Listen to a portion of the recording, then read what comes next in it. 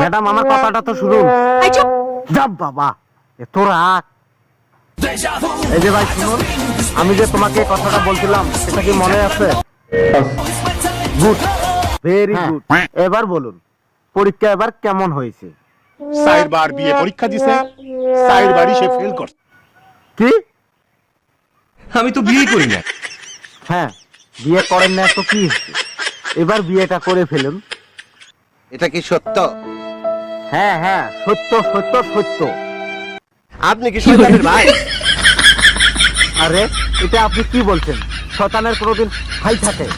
যত সব আজে বাজে কথা বলতেছেন। আমি যাই। আজকের ঘটনা কি? কি আর বলবো, আজকে ঘটনা হলো খিচুড়ি।